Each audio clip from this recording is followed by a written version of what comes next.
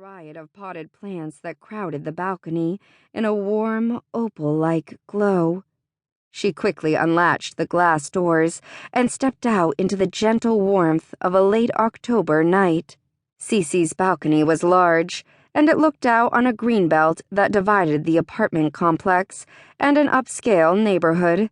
The amazing balcony was the reason she had decided to stretch her budget and afford the rent for the pricey apartment. She loved to sit there and let the comforting sounds of the greenery melt away the tension that relentlessly clung to her from work, and could even stubbornly stay with her through her kickboxing class and the warm bubble bath soak she so often took after class.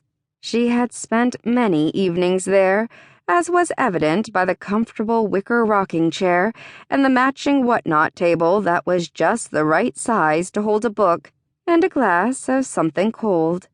Nestled in the middle of the lush plants was her favorite piece of balcony furniture, a mini version of a chimenea. Tonight, the creamy color of the chimenea caught the moon's caress and reflected its light like moonlight off the sands of an exotic beach. Suddenly, she lifted her head back and spread her arms as if she could embrace the night. The full moon filled her vision, and she felt her body flush, like she was being saturated in the light of another world. And her head snapped up. "It is true," she said to the listening night. "It must be true." And an idea was born, conceived of champagne and moonlight. Cece grinned and whirled back through the open glass doors. Practically skipping, she rushed to her bedroom, already unbuttoning her Air Force uniform. The dark blue skirt and light blue blouse pooled with her pantyhose and bra. Step 1. Naked, Cece pulled open her pajama drawer and pawed through it until she found the long silk nightgown that lay at the bottom, ignored for her more practical cotton nightshirts. A uniform is good for work, but not for magic, she told herself, and pulled the pale gown over her head, loving the erotic feel of it as it slid down her naked body. "I will wear this more often," she promised aloud. Step 2. She moved resolutely to her spare room, which she had recently begun to set up as an office. So far, she had only had the time and money to buy a computer desk and chair for her 5-year-old computer. Her books were stacked neatly on the floor, waiting for the bookshelves that she had promised them.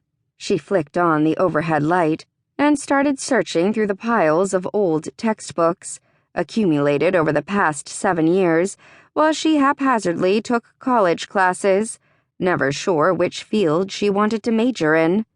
Cece combed through texts that ranged from anatomy and physiology lab guides to basic business accounting 101. "Here you are!" She pulled out the medium-sized text that had been hidden under an enormous humanities tome. It was entitled, "The Matriarchal Era, Myth and Legend." Cece fondly remembered her semester of women's studies and the witty Professor Teresa Miller, who had made that class one of her all-time favorites. She could still hear Ms. Miller's expressive voice reading aloud words that had been authored in an ancient time when women had been revered and even worshipped. "Where is it?" she mumbled to herself as she scanned the index, her finger lightly going down each row of names, finally stopping near the beginning of the G's. "Gaea!" She sat back on her heels, turned to page 86, and read aloud. Gaea, or Gaea, was an earth goddess, the Great Mother, known as the oldest of the divinities. She ruled magic, prophecy, and motherhood. Although Zeus and other male gods took over her shrines during the emergence of the patriarchal insurgents, the gods swore all their oaths in her name, thus ultimately remaining subjected to her law. Cece nodded her head. This was exactly what she had been looking for. Gaea was the mother of magic. Flipping back to the index, she turned pages till she found the R's.